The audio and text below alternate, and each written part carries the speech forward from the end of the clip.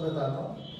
हम शायद cyclic process के बारे में बात कर चुके थे ना। साइक्लिक प्रोसेस में डेल्टा यू हमेशा जीरो रहेगा, क्योंकि किसी भी कोऑर्डिनेट पे चलोगे तो वहीं सेम टेम्परेचर पे आप फाइनली आ जाते हो। अब एक छोटा सा न्यूमेरिकल है, एक न्यूमेरिकल मैं करके दिखा रहा हूँ तरीका, ठीक है। बेसिक कैसे भी कर सकते हो, उसमें हमें कोई दिक्कत नहीं। मान लो कि हमारे पास एक कंटेनर है और ये जो वॉल्स ऑफ कंटेनर है ना, ये एडियाबैटिक है, ठीक है बच्चों। और इसमें ना एक पिस्टन लगाया है, ये पिस्टन भी एडियाबैटिक है बट मूवेबल है, चल सकता है, मूवेबल है। इसमें और इसमें दो अलग अलग गैसेस फिल की गई है, ठीक है। इसमें मान लेते हैं हीलियम और इसमें मान लेते हैं हाइड्रोजन। अब हीलियम और हाइड्रोजन लेने का क्या लॉजिक है, ये कौन से मोनो, ये डाई।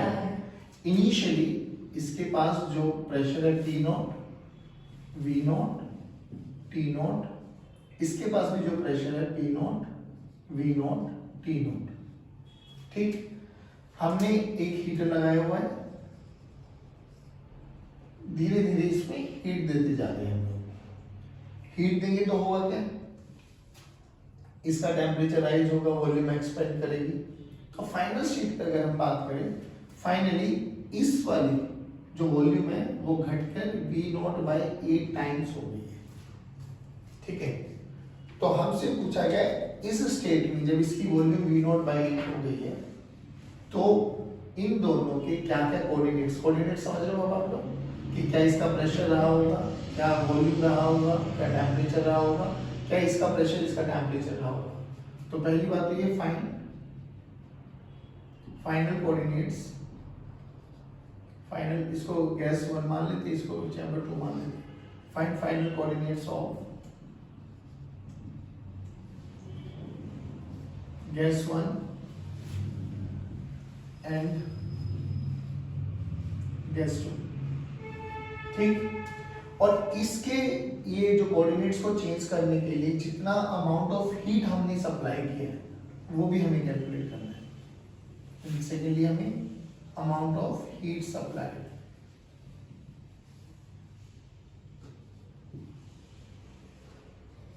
ठीक है बच्चों।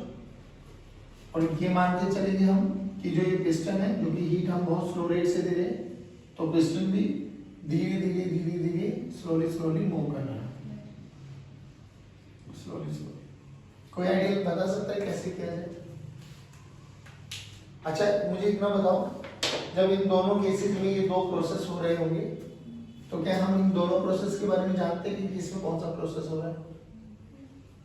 बताओ, इसमें कौन सा प्रोसेस हो रहा है, इसमें कौन सा प्रोसेस हो रहा है?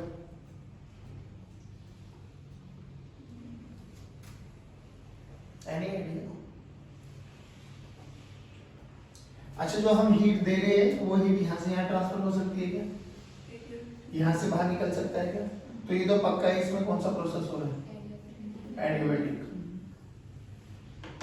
इसमें प्रेशर भी चेंज हो रहा है, वॉल्यूम भी चेंज हो रही है, टेम्परेचर भी चेंज हो रहा है। इसके बारे में हम कुछ कह नहीं सकते। कोई भी है वो हमारे चार्ज बेसिक तो नहीं है, कोई भी जनरल प्रोसेस है, बट क्या इस जनरल प्रोसेस में मुझे वो पता है क्या?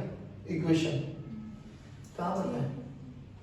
वो इक्वेशन भी नहीं पता ना मुझे, प्रोसेस तो पता नहीं क्या जनरल है, बट वो किस प्रोसेस के बेसिस पे चेंजेस हो रहे हैं we can not say anything. अब कैसे करें?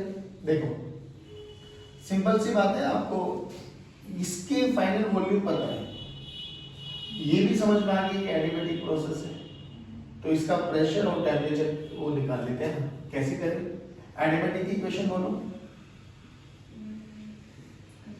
एडियाबैटिक इक्वेशन PV की power gamma equals to cos। तो ये इक्वेशन यूज कर सकते हैं हम लोग। मोनोटोमिक है, मोनोटोमिक में गामा नहीं, गामा का फॉर्मूला ये होता है ना 1/5 f की वैल्यू 3 होगी ना, तो 5/3। अरे f की वैल्यू को 3 रखो ना, 5/3। तो हम क्या कह सकते हैं? P नॉट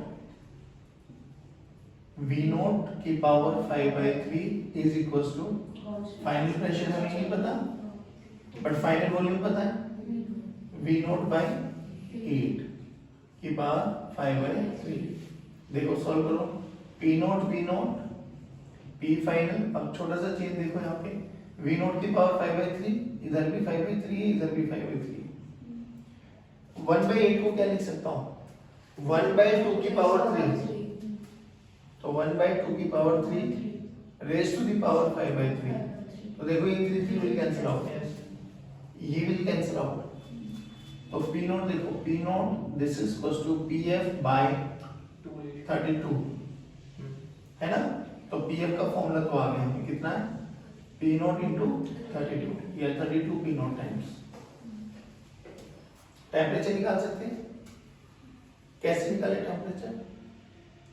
अब एक चीज का ध्यान रखना भाई, यहाँ पे तुम या तो टेम्परेचर वाला रिलेशन निकालो है ना, P को V को एलिमिनेट कर दो या P को एलिमिनेट कर दो, P इक्वल्स टू nRT।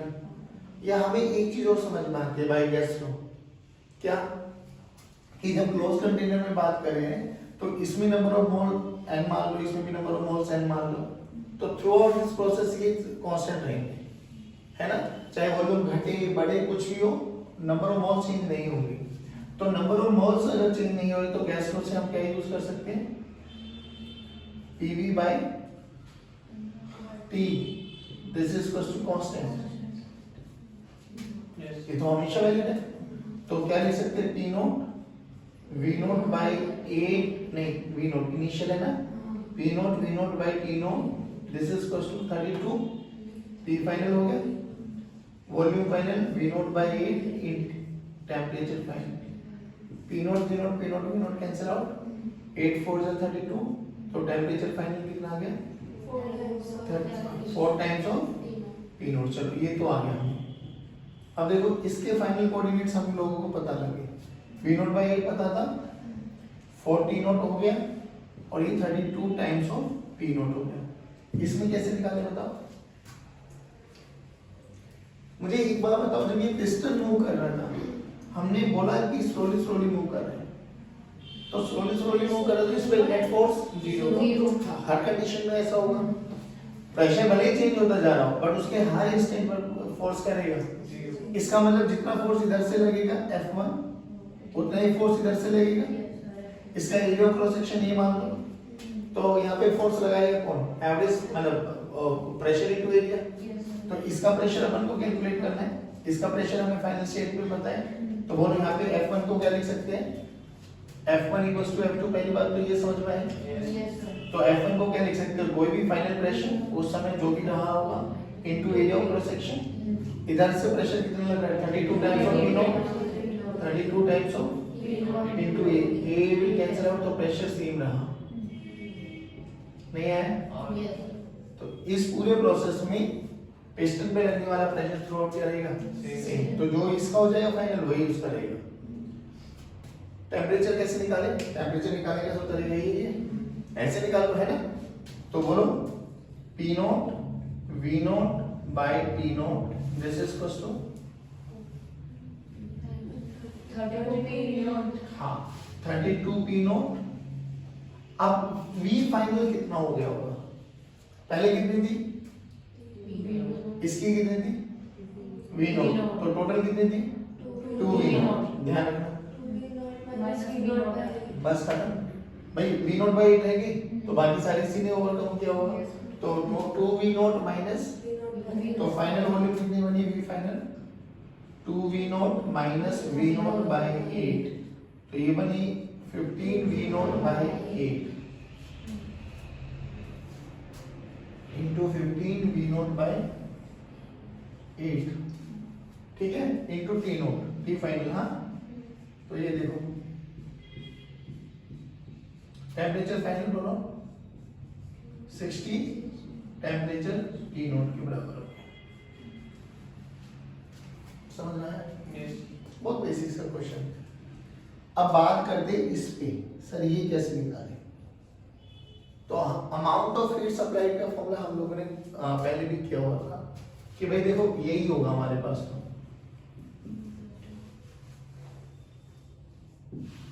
है ना, U निकाल सकते हैं, हाँ निकाल सकते हैं। कैसे, इनिशियल टेम्परेचर पता है, फाइनल टेम्परेचर पता लग गया, क्योंकि जो टेम्परेचर का वेरिएशन आएगा, हीट जो भी देगी वो इसी में रहेगी, इसी कंटेनर में, तो हमें इसके साथ डील करना है। तो पहली बात तो इंटरनल एनर्जी का फॉर्मूला बोलो, F/2 nRT and R delta T plus PdV, ठीक है ना। तो ये तो हम निकाल लेंगे F/2 nRT। चलो F बोले तो ये कौन सी है, डाया के लिए 5/2 n मोल से R इंटू T फाइनल बोलो 60 T not minus T not 59, तो 59 इंटू T नॉट। बट बात यह है कि ये कैसे निकालें, क्योंकि अगर हमें पता होता कि भाई ये किस प्रोसेस से आगे प्रोसीड कर रहे हैं तो फिर तो जनरल फॉर्मूला लगा सकते थे, और यहाँ तो जनरल फॉर्मूला भी नहीं पता क्योंकि प्रोसेस ही नहीं पता अपन को, तो ना व्हाट टू डू। अब सोचो, जब ये पिस्टन मूव कर रहा था तो ये तो पक्की बात है ना, दोनों गैसेस ने वर्क डन किए हैं और इक्वल अमाउंट में वर्क डन किए हैं, क्योंकि जितना फोर्स इधर लग रहा है उतना ही फोर्स, बट हमें इसका वर्क डन आता है निकालना। तो जो वर्क डन इसका हुआ होगा वो इसका हुआ होगा, बस दोनों की डायरेक्शन अलग अलग हो गई होगी। यानी अगर इस वर्क डन को पॉजिटिव मान ले तो ये वाला वर्क डन, तो ये वर्क डन निकाल लो, वैल्यू में बस नेगेटिव रख के ऐड कर देना उसके साथ, नहीं है वर्क डन एडियाबैटिक का बोलो क्या होता है, 1/1 minus gamma V final minus V initial, नहीं आया बेटा। अब देखो फाइनल प्रेशर भी पता है, फाइनल वॉल्यूम भी पता है, फाइनल इनिशियल भी पता है, इनिशियल भी वॉल्यूम पता है, नहीं तो nr डेल्टा t की टर्म्स में रखना चाहो तो वहां से भी रख सकते हो, है ना। nr डेल्टा t की टर्म्स में बोलो, F/2 nr डेल्टा t नहीं लिखते थे हम, और t initial minus t final, choice is your, जैसे आपको ठीक लगे कंफर्टेबल। बस याद क्या करना कि जो ये वर्क डन बाय एडियाबैटिक है वो minus times of work done by general लिख दो, है ना। जो भी यहाँ पे वैल्यू रखने के बाद वैल्यूज आएंगी उसको नेगेटिव रख के इसके साथ ऐड कर देना, तो हीट सप्लाइड भी हमें पता लग जाएगी। क्या क्वेश्चन समझ में आ गया? बट इस क्वेश्चन में एक ही चीज बताने का मोटो था कि कभी ऐसे फंस जाओ कि सर जनरल प्रोसेस नहीं पता, तो वी हैव टू चेक कि क्या कुछ ऐसा सिस्टम चल रहा है क्या कि दोनों का वर्क डन सेम हो सकता है। हाँ हो सकता है, तो बस उसमें वैल्यूज को प्लॉट करते हुए ध्यान रखना कि भाई इसका वर्क डन जो भी होगा वो इसका तो नेगेटिव होगा, तभी जाके वो एक दूसरे को कैंसिल आउट करते हुए दिखाई देंगे, F जीरो तो दिखाई देगा। क्या ये चीज समझ में आ गई पक्की बात? अभी एक न्यूमेरिकल कराता हूँ, एक टेबल बनाते हैं ना, उस टेबल में सब चीजें आपकी कवर अप हो जाएंगी। जैसे हमें एक ग्राफ दे दिया गया है मान लो, और ये ग्राफ पीवी का ग्राफ है। अच्छा, ऐसा जरूरी नहीं है पीवी का ही हो, ये पीटी का भी ग्राफ हो सकता है, वीटी का भी हो सकता है, बिल्कुल टोटली डिपेंड्स रहेगा कि कौन सा प्रोसेस हमें गिवन है। और ग्राफ एक साइक्लिक ग्राफ। अब थोड़ा आप लोग पार्टिसिपेट करेंगे, ठीक है। और इसके इनिशियल कोऑर्डिनेट्स अगर हम बात करें तो ये पी नोट है, ये बी नोट है, और ये 2b नोट है, और ये p नोट है, 2p नोट, ये a है, ये b है, ये c है, ये d है। तो पहली बात है ये एक साइक्लिक है, साइक्लिक है तो ये भी पक्का है कि इसमें डेल्टा u जीरो होना चाहिए। दूसरी चीज, अभी अगर हमें दे दिया गया है कि temperature at a is t note, देखो अगर ये pt का ग्राफ आ जाए तो फिर तो कोई दिक्कत है नहीं, क्योंकि as far as work done is concern तो याद तो चारों हम लोगों ने केसेस पढ़े थे, है ना। अगर मुझे टेम्परेचर का वेरिएशन पता है तो मेरे लिए बहुत इजी है, टेम्परेचर और प्रेशर का ग्राफ दे दे तो एडियाबैटिक में वर्क डन निकालने का फॉर्मूला क्या था,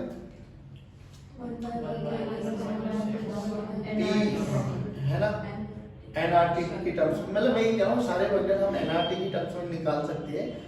एक आइसोथर्मल में ऐसा था कि उसमें NRT log of V final by P initial या P इनिशियल, तो अगर मुझे P दे रखा है तो मैं P वाला फॉर्मूला यूज कर सकता हूँ वर्क निकालने में, है ना। तो टोटली डिपेंड्स करेगा। हाँ, बट अगर हमें PV दे रखा है और हमें किसी भी एक पॉइंट का टेम्परेचर दे दिया गया है तो इनको PV, P naught, V naught, T naught, these are coordinates of thermodynamics. तो अगर ए पॉइंट के कोऑर्डिनेट्स पूछे तो बताओ क्या है, ये पॉइंट क्या है भाई, प्रेशर पी नोट है, वी नोट है, टेम्परेचर टी नोट है, तो P naught V naught T naught, ठीक है। तो ये टेम्परेचर हो गया P naught V naught and T naught. अच्छा मुझे एक बात और बताओ, मेरे से पूछा जाए कि बी पॉइंट का, सी पॉइंट का, डी पॉइंट के कोऑर्डिनेट्स लिख दो सबसे पहले तो, है ना। फिर हमसे पूछा जाए कि प्रूव करके दिखाओ कि डेल्टा यू पूरे साइक्लिक प्रोसेस में 0 आता है, वो प्रूव करना है। तीसरा हमसे ये पूछा जाए टोटल वर्क डन निकालो और हीट निकालो, इसके अलावा क्या पूछेंगे, ये तो पूछ सकते हैं ना। चलो तो मैं एक तरीका बताता हूँ। अब मुझे ये बताओ कि चलो यहाँ पे एक टेबल बना लेते हैं, ए से बी चल रहे हैं, ठीक है, बी से सी चलेंगे, सी से डी चलेंगे और डी से ए चलेंगे। पहले मुझे ये बताओ ए से बी कौन सा प्रोसेस है, isochoric, perfect, this is isochoric. D से सी आइसोबारिक, परफेक्ट, आइसोबारिक। सी से डी आइसोकोरिक और डी से आइसोबारिक। चलो ये तो पक्की बात है। अच्छा मुझे एक बात बताओ, आइसोकोरिक की इक्वेशन क्या है? जैसे PV इक्वल्स टू कांस्टेंट होता है, PV की पावर गामा कांस्टेंट होता है, आइसोकोरिक की इक्वेशन क्या है? P by T, volume constant है ना, तो PV by T कांस्टेंट है, V कांस्टेंट है तो उसको भी खत्म करो, तो P by T constant. Isobaric बोलो, चलो ठीक। तो यहां से यहां देखो, A से B प्रोसेस है आइसोकोरिक, तो मुझे इसका ये वाला फॉर्मूला P पता है, T पता है, इसका P पता है, तो P निकालना मेरे लिए कोई मुश्किल, जल्दी बोलो कैसे निकालें। P naught by T naught, this is equals to 2P naught by TB, done है। तो P naught will cancel out, तो TB की वैल्यू बोलो, ट्वाइस ऑफ T नॉट, चलो T नॉट बाबू, तो TB equals to twice of T not.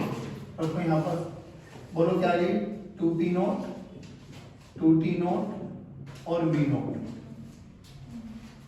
यहां से यहां बोलो कौन सा प्रोसेस है, तो ये यूज करेंगे। अब ध्यान से देखो, इसकी वॉल्यूम पता है, हाँ, इसका टेम्परेचर पता है, यस, तो चलो B2C देखो, आ जाओ। V naught by 2T naught, V naught by 2T naught, this is equals to 2V naught by TC, 2V naught by, चलो तो V naught will cancel out, तो TC की वैल्यू कितनी आ गई, 4T नॉट। यहाँ तक बताओ कोई दिक्कत?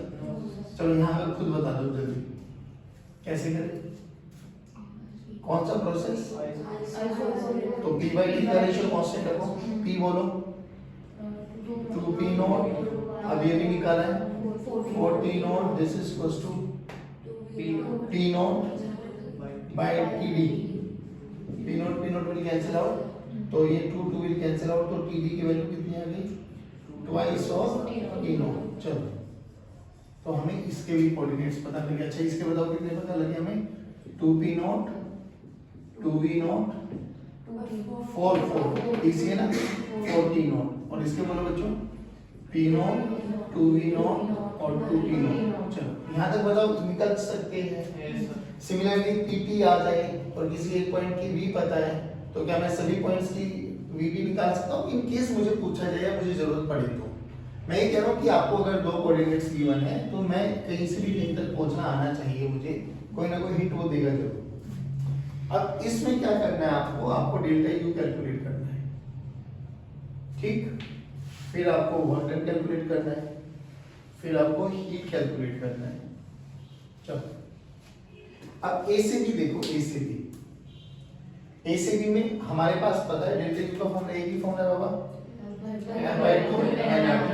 अभी F और N मान के चलते हैं, कोई भी जनरल है, F/2 NR डेल्टा T। चलो यहाँ से आप बताओ डेल्टा T कितना चेंज हुआ है, फाइनल माइनस इनिशियल, तो F/2 NRT नॉट।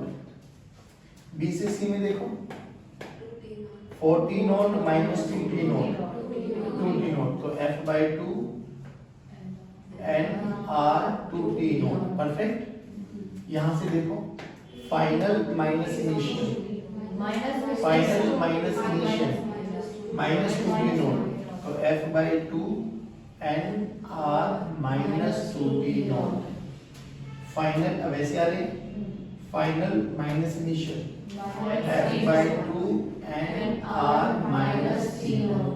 चेक करके देखो, ये कैंसिल आउट कर देगा, ये कैंसिल आउट कर देगा, तो जब हम टोटल एनर्जी देखेंगे तो it will come out to be 0। और ये हमने पहले भी बोला था कि कहीं पर भी घूम के आ जाओ, इसका टेंपरेचर यही रहेगा, इनिशियल की और फाइनल भी, तो डेल्टा की हमेशा 0 रहेगी।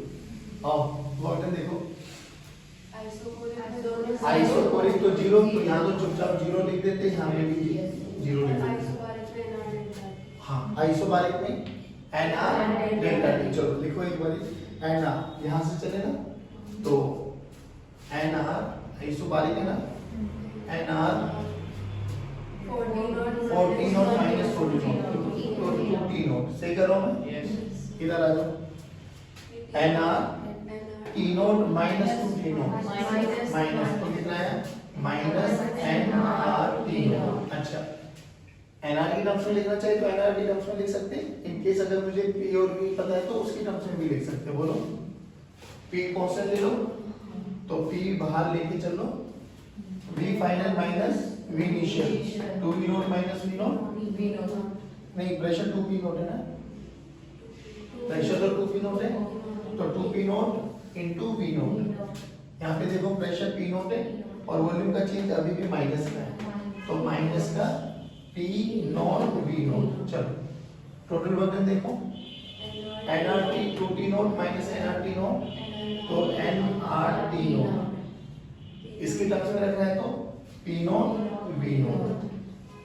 ठीक, क्या कह रहे हो? हाँ, Q यही आ जाएगा, क्योंकि अगर साइक्लिक है तो U0 है, U0 तो Q ही W के बराबर होगा ना, Q नेट जो होगा वो W नेट के बराबर होगा। बट मैं एक चीज यहाँ से तुम्हें वो भी समझा रहा हूँ, इसलिए मैं लिख देता हूँ हिट को ना साथ साथ। देखो F by 2 nRT not, F by 2 nRT not plus 2 nRT not, add कर दो जो भी आएगा, करना ही वही ऐड करके इसको बोलो, ये 0.5 हो गया, नहीं nR 2T नॉट कॉमन ले लो है ना, nR 2T नॉट कॉमन ले लेते हैं, 1 प्लस F by 2। सही करो, 1 प्लस F by 2 कुछ होता है, CP,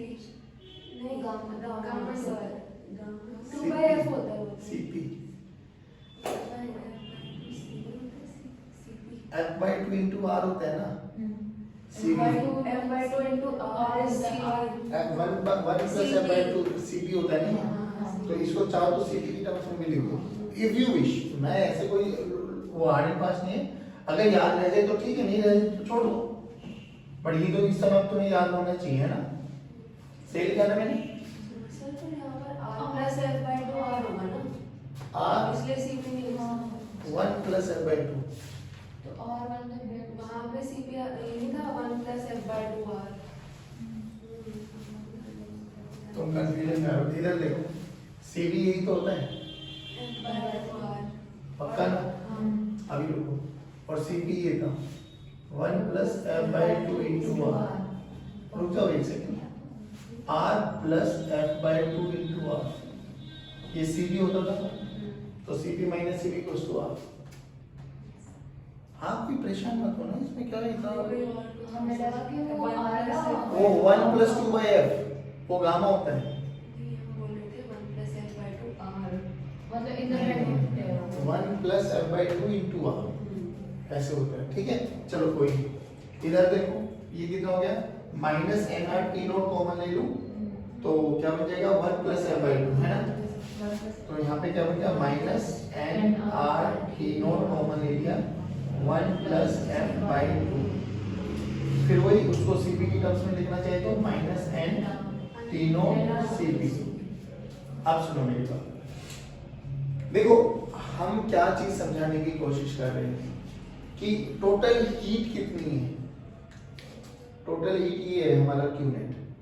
ठीक, अब ध्यान से सुनो, आपने ना एक हीट इंजन पढ़ते हैं हम लोग बेसिकली, हमारी सभी जो गाड़ी वगैरह होती है ना सारे के सारे साइक्लिक प्रोसेस पे काम करती है, ठीक। तो हीट इंजन क्या होते हैं, तीन बेसिकली उनके कंपोनेंट्स होते हैं। एक हाई टेम्परेचर वाला सोर्स होता है T1, एक लो टेम्परेचर वाला सोर्स होता है T2, ठीक, और एक वर्किंग सब्सटेंस होता है आपके पास। तो यहां से ये हीट लेता है Q1, कुछ हीट का यूज करके वो वर्क डन करता है और कुछ हीट इजेक्ट हो जाती है सराउंडिंग में। Condition T1 should be greater than, होगा जायज बात है। सोर्स, इसको सोर्स बोलते हैं, ये सिंक कहलाया जाता है, ठीक है ना, हायर टेम्परेचर लोअर टेम्परेचर। अब यहाँ पर है ना, जैसे हर एक इंजन की ना एफिशिएंसी के बारे में बात करते हैं कि कौन इंजन कितना ज्यादा एफिशिएंट होता है, तो उसके लिए हमें क्या करना होता है, वर्क डन कितना किया, तो वर्क डन तो ये हुआ,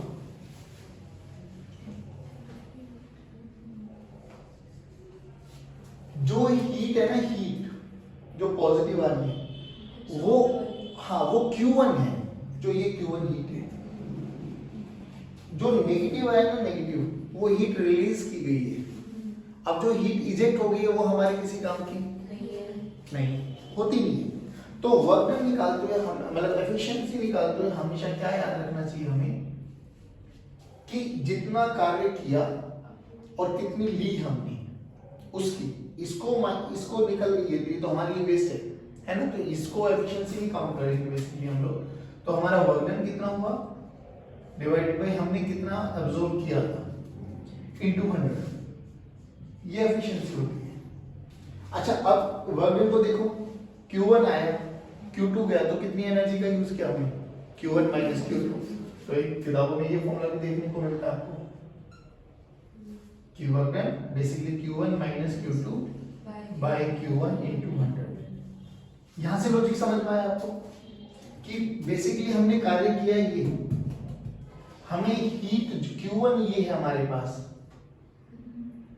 इसको इससे डिवाइड कर दो into 100, that will be your efficiency of that particular system. जो भी हो, कौन कितना एफिशिएंट होता है, कौन कितना नहीं होता, उसका हम ऐसे पता लगाते हैं कि भाई कम से कम देखो एफिशिएंसी 1 होनी चाहिए वैसे तो 100%, पर 100% कोई होता नहीं, आइडियल मान के चलते हैं। तो Q2 की वैल्यू जो कि हीट इजेक्शन में जा रही है, वो जिसमें मिनिमम से मिनिमम हो जाएगा ना, वो उतना ही ज्यादा एफिशिएंट बनता चला जाएगा। सोच Q2 की वैल्यू अगर 0 हो जाए तो कि भाई जितना आ रहा है वो सारा का सारा कार्य कर रही है, हीट लॉस 0 है, तो परफेक्ट हो जाएगा वो तो अब इसी ये रोल है सबसे ज्यादा कि Q2 किसी में ज्यादा होता है, किसी में कम होता है, जिसमें कम होता है वो उतने ज्यादा एफिशिएंट हो जाएंगे, जिसमें ज्यादा होगा उसकी एफिशिएंसी उतनी घट के चली जाती है। बात समझ में? अब ऐसे जैसे मैंने पीवी का ग्राफ बनाया, आपको क्या करना है, सेम पैरामीटर्स रहेंगे, ये P ही रहेगा, बस यहाँ पे V की जगह T आ जाएगा, और यहाँ V0 2V0 की जगह T0 एंड 2T0 आ जाएगा। अभी भी हम अपन को ये प्रूव करके दिखाना है कि प्रूव करके दिखाओ कि साइक्लिक प्रोसेस में जो इंटरनल एनर्जी का सम है वो 0 है।